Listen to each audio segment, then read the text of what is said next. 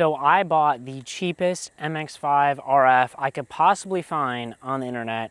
Here's what I got. And I'll preface by saying I was not looking for a car that had any accidents or problems with the title. This is a clean title car, no accidents, relatively low miles, but not everything was perfect on the car. And I knew I had a really good deal on my hands because similar cars in the same mileage and condition were selling for the mid 20,000s. So when I saw this car listed for $18,500, I absolutely jumped on it and messaged them right away. Like any used car, this car had a couple of dings and dents on it. It really wasn't a big deal. I maybe saw 2 or 3 across the entire car. So overall, the body of the car was in really good shape. But one of the first things I noticed when I saw it in person was the bolster here. So you could see there was a bunch of wear on the leather.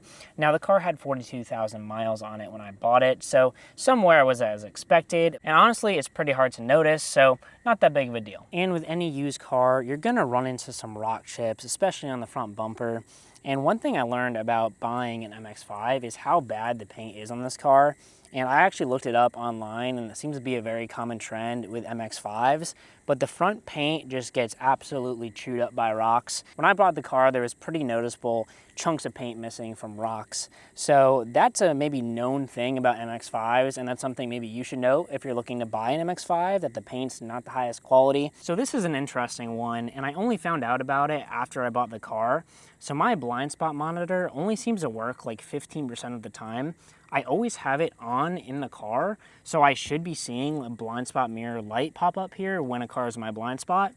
But for some reason, it doesn't work, and it decides to work randomly sometimes, but I always make sure I have it on. So not really sure what that's about. If you guys own an MX-5 and maybe know what could be the issue here, let me know. I might be doing something wrong. Now it could be user error, or it could be a faulty sensor, but that's something to note as well. But all of those are very small cosmetic things. The question is, how is the motor? So when I bought the car, I got a pre-purchase inspection. So I spent around $200 on the pre-purchase inspection to make sure the car was mechanically sound. Luckily, everything on the car came back very clean. The only minor thing was a super small oil leak that kind of raised some red flags in my mind, but it was super small and it wasn't actively leaking. And given it was such a small leak and the price was so good, I figured if anything did happen where I needed to do some sort of repair, at least I had the budget to go ahead and fix it. But that really brings me to today. I've been driving this car for over 11,000 miles. I brought the car to many different mechanics, and everyone I brought the car to has told me that it's not a major issue I have to worry about, just to keep an eye out to make sure it's not actively dripping. But honestly, this car has been flawless over the 11,000 miles I've owned it. I've not run into one single mechanical issue besides my window regulator breaking. But in regards to the motor, this thing has been bulletproof, and I'm super happy I got the PPI because at least I knew what I was buying when I bought this car. So there's a lot of good with this car. The body was clean, it was low miles, very well taken care of, clean title, no accidents,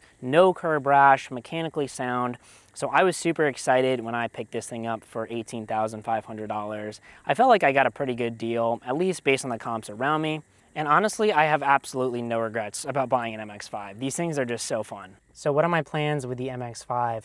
Basically, to be my daily driver, fun sports car, and that's why I bought this car. Not only is it super fun to drive, but it's also cheap to maintain. I don't really have to worry about it getting scratches, dings, or dents because everything's relatively cheap and easy to repair. So regardless of what the future looks like, I will probably always have an MX-5 in my garage.